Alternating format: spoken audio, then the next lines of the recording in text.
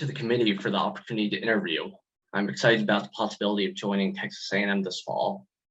I'm privileged to have had some formative moments in my education that enabled me to think differently about the world and to pay attention to things that my upbringing didn't teach me to pay attention to. Before undergrad, I didn't think about the ways that my identity was constructed through the world around me. I was a white boy who grew up in Virginia, was yet to discover that my whiteness, my masculinity, my sense of national belonging, and even my neurodivergence were at bottom discursive rather than given concepts. I didn't know how we could talk about issues like racism, sexism, and transphobia without antagonism, without the endpoint being guilt and resentment. As a junior, this changed. I sat 3 times a week in Dr. Stern's gender, race, and class seminar.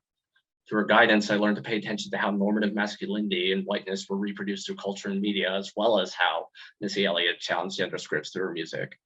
I learned to think critically about my privilege, but equally significant, I learned why it mattered that I did so. Learning to think of my whiteness and my masculinity as social constructions made me want to help other people learn to do the same. Dr. Stern taught me about how power is rhetorically mediated, how to think critically about the aspects of myself that my privilege never required me to think about, how to identify the discourses and structures that perpetuate my privilege and silence and erase others.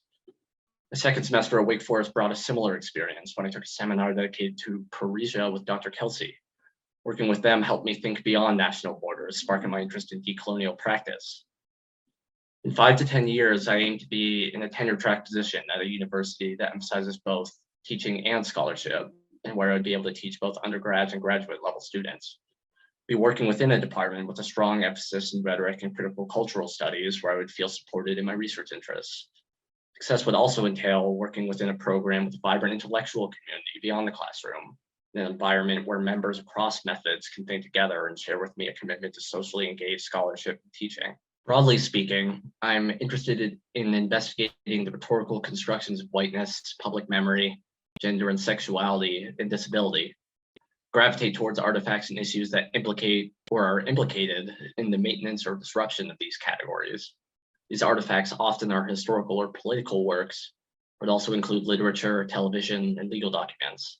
Documentary Framing Brittany, for example, and the memory work of the United Daughters of the Confederacy have caught my attention in recent years.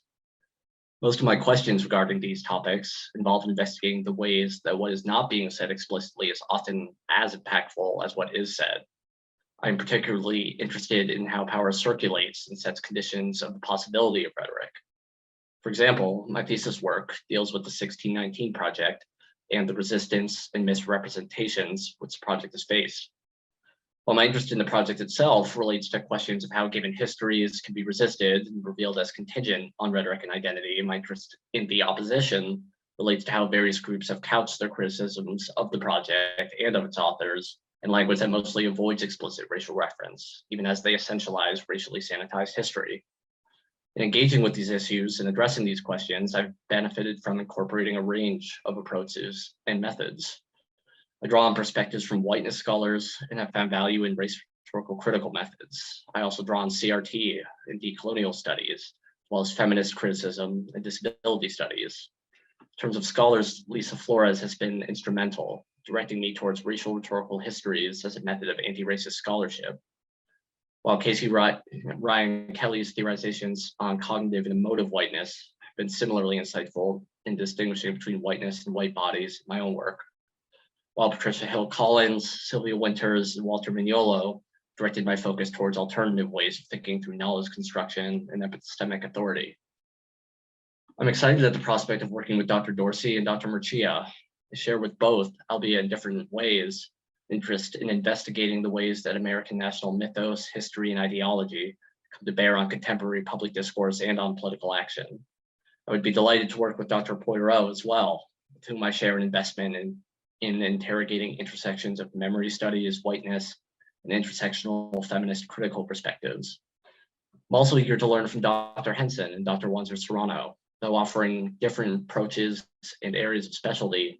Working with them would deepen my investigations of identity and power within the US and enable me to situate these investigations within global systems of power and oppression.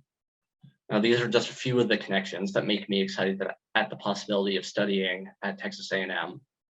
But given the broad range of work being done by your scholars, I know that I will continue to discover new intersections and new connections in the years to come. Thank you for your consideration.